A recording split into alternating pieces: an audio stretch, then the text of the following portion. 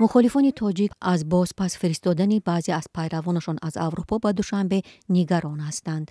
میگویند که جان آنها در خطر است. هر شهروند تاجیکستانی که برای منافع حکومت امامعلی رحمانوف خطر ایجاد میکند، اون رو با حزب‌های سیاسی که در تاجیکستان ممنوع هستند متهم کرده به زندان میبرند. این چند سبب دارد. ببین، سبب اصلیش این ترس وارد کردن در قلب مردم تاجیکستان است که با احزاب‌های سیاسی وارد نشوند و اینکه در عموم با سیاست دخالت نکنند. اصلدین شیرزمانوف، پسر یکی از فعالان مخالفان علیم شیرزمانوف، در لهستان به مهاجران از آسیای مرکزی یاری میداد.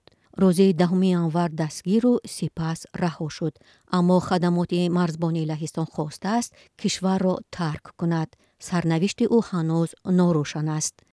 شمس‌الدین سعیدوف، نماینده مخالفان، یک سال باز پسرش را ندیده است. عبدالله را از آلمان راندند و در تاجیکستان به 7 سال زندان محکوم شد. حامیان حقوق در اروپا میگویند دستگیر و بیرون کردن و به حکومت تاجیکستان سپردن بعضی از مهاجران و پناهجویان بیشتر شده است. متاسفانه بعضی از فعالان تاجیک هم دپورت شدند. به اهمیتی خود پناهنده است که باعث دپورتشان می شود و سر وقت اینها شکایت نمیکنن، وکیل نمیگیرن یا وکیلشون به احتیاطی میکنن، وکیل یا ادوکات.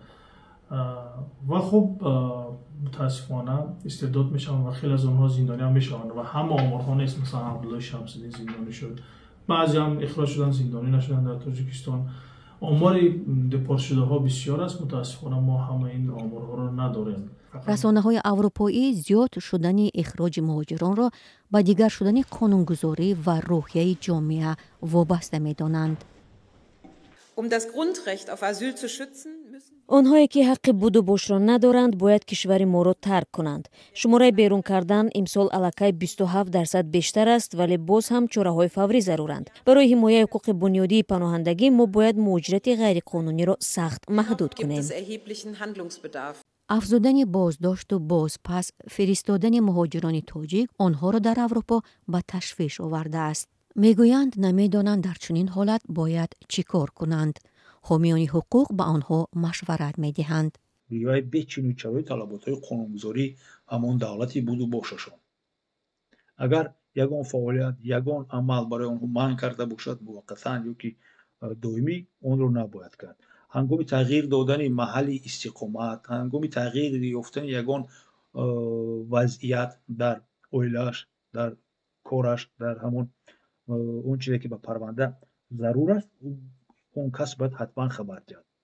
حکومت تاجیکستان حزب و سازمان‌های مخالف را بسته جانبداران آنها را مجبور کرده است که وطن را ترک کنند، ولی در خارج هم آرام نمی‌گذارد. 10 نفر آنها با درخواست حکومت تاجیکستان و بهانه تروریسم و افراطگرایی تعقیب کرده می‌شوند.